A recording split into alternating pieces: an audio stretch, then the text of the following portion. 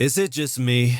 Maybe this is just me because I don't know about you, but sometimes I find myself, I don't know, cheering for the apocalypse in a way. I'm not kidding. Please, give me a real-life zombie apocalypse. Give me an asteroid. A post-nuclear wasteland so I can roam through the decaying remains of society's collapse in a blue jumpsuit listening to Frank Sinatra. I feel like any one of these scenarios would feel more normal to me than whatever the hell we have going on right now. And it's not because I want to see the world burn. That's not the reason why. It's because the world we live in today is already so stacked against us, it's impossible to ignore. But instead of flipping the switch and going into full survival mode, we just pretend like nothing's happening. We still go into work every day, repeat the same repetitive, mind-numbing task over and over again for 8 hours straight, sometimes longer, knowing in the back of our minds we're just cogs in a machine.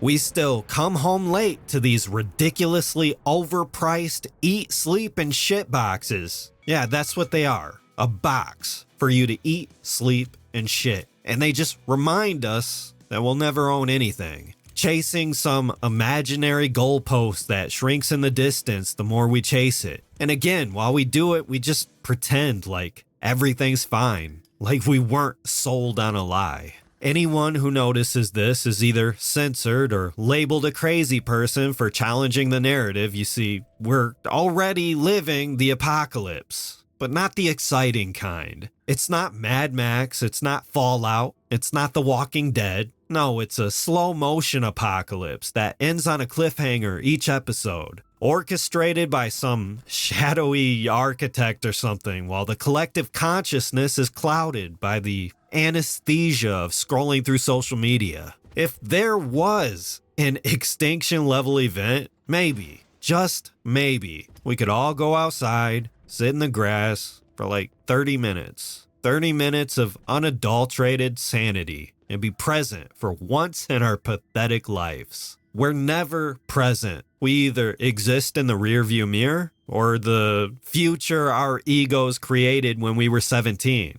Escaping to a world like Ashes 2063 is why I secretly hope the world ends sometimes. Because romanticizing the apocalypse, it's not about death or destruction or some what-if scenario. It's about freedom, true freedom. It's about the guardrails being removed. It's about going back to when things were a lot more simpler. It's about the price that we had to pay for convenience. You see, we live in a prison, not a prison of walls, chain link fences, and barbed wire. No, it's a prison of acceptance, a prison of silent compliance, prison of safety. We traded challenge for comfort. When I play Ashes, like any good post-apocalypse setting, it taps into my most basic human nature. You see, men, we're wired in such a way that we're just built for getting shit done. We're problem solvers. And I'm sorry, but stacks of paperwork and toiling away inside of my assigned workspace, not even knowing what the hell my job even is, that's not problem solving. That's fake busy work. When you wake up like your ancestors did and your only mission is sink or swim, a part of your brain is activated. You don't want to avoid the quicksand. No, you want to challenge it head on and find ways to surf across it. That's why listening to the low groans of a collapsing building while I search for ammunition to feed my shotgun and marching to the beat of an 80s action movie soundtrack, it makes me feel alive.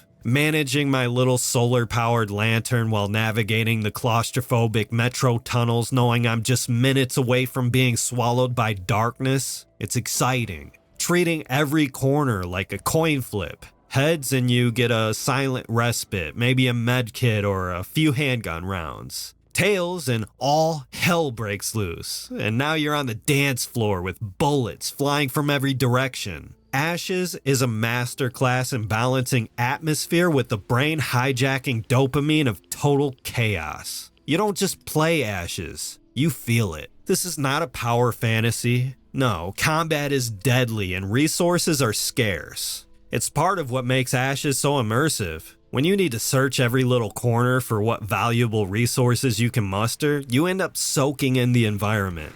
Exploration, it's not just optional, it's required. Because Ashes does not hold your hand. If you're not careful, you will run out of ammo. You have to play it smart. There's no invisible gameplay system set in place to make sure situations are always winnable. Again, you have to play smart. Use your crowbar against unarmed enemies to save on ammo. Treat every fight like a real-time chessboard. Know which enemies to go for first. You might be overwhelmed with pistol enemies, but the shotgunner at the end of the room, he could end you in an instant. Ashes can be pretty brutal at times, and you can tell it was made by a gun enthusiast, okay? Because not only is every single weapon useful from beginning to end, but they all have satisfying and visceral feedback, especially the shotgun.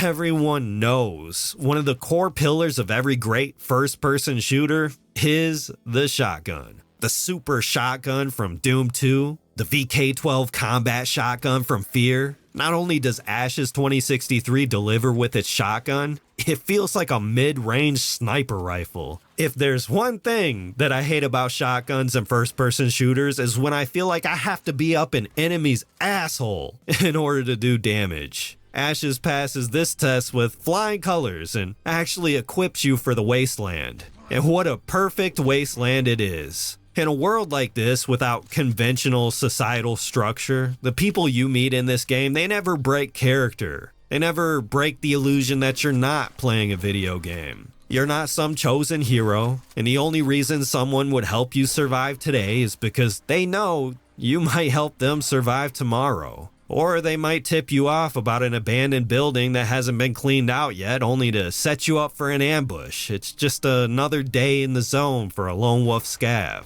And it wouldn't be a futuristic Wild West without a saddlebagged companion, to help you navigate through the irradiated terrain. I'm not talking about a horse, no, I'm talking about gasoline-powered metal. A scavenger's best friend in this Mad Maxian dystopia is his bike. This is the motive right here. Keeping your gas tank full and your wheels in working condition means you have access to supplies people can't reach. One night while out on a run, you come across a mysterious radio signal broadcasting a random set of numbers, and who knows why. Maybe it's the coordinates to an untouched military base, which, if it is, this could be the biggest haul of your life. It could be the jackpot that makes you rich beyond your wildest dreams. But don't worry, I won't spoil anything. You see, I don't want some out-of-touch MacGuffin where every side quest is in direct conflict with its sense of urgency. That's why Fallout 4 was so disappointing to me. Tracking down my son, it never compelled me to explore off the beaten path, and it was the first time I really learned about ludonarrative dissonance. Something that can make or break a role-playing game, whether it's linear or not. You accept a side quest or something like that, but always in the back of your mind you're thinking, yeah, but what the hell does this have to do with the main point of the game? It's why a game like Ashes, with its pixelated graphics, its non-existent voice acting, and its simplistic gameplay loop of finding keys and ammo management, feels more like a genuine role-playing game than some of the biggest AAA blockbusters I've played. It knows what it wants to be. It doesn't have to justify its price tag because it's completely free to download. It doesn't have to bloat its story because it wants you to be invested in its world. It's not watered down by accessibility because it wants to show off the harsh reality of what it would be like to survive in a post-nuclear world. You're not the hero of this tale. I think I said it like 3 times already. There's no happy ending. Only another day survived. So I mentioned that this game is free, and it is. It's completely free to download. The entire series so far, which is 3 games, it's 2063,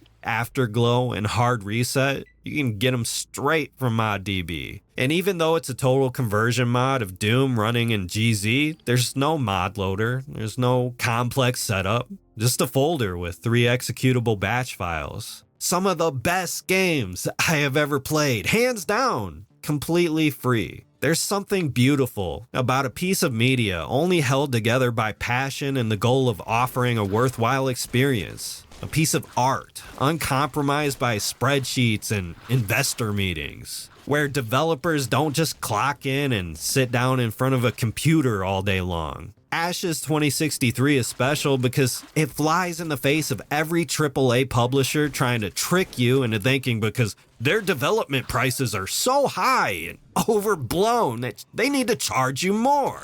Fill it with microtransactions, battle passes, and pre-order bonuses, and whatever other bullshit predatory tactic they can come up with to milk you dry even more. The same publishers that want to destroy their own legacy media when they no longer think it's commercially viable. That's why indie games with zero marketing are starting to outpace some of the biggest names in the industry, because these motherfuckers forgot how to make art, how to make a fun experience, how to focus on how a game feels to play rather than how it looks on the surface. If I could, I would buy Ashes 2063, but I can't. And that's what makes it beautiful. I know the world's not actually going to end anytime soon. I mean, hopefully. Fingers crossed, although it would give me an excuse to live out that post-apocalyptic fantasy. But at least I can boot up a game like Ashes 2063 and experience true escapism, the way video games were meant to be. But that's it for me. Let me know what you think down in the comments. I'm gonna take a break from making these large list videos and try to focus on individual games instead. That way I can catch up on my backlog and go into more depth about my favorite games, because Ashes 2063 is one of my favorite games of all time. And I hope I convinced you to go check it out, especially because it's a free game and all. But I'm not gonna ramble. I'll catch you in the next video. Later.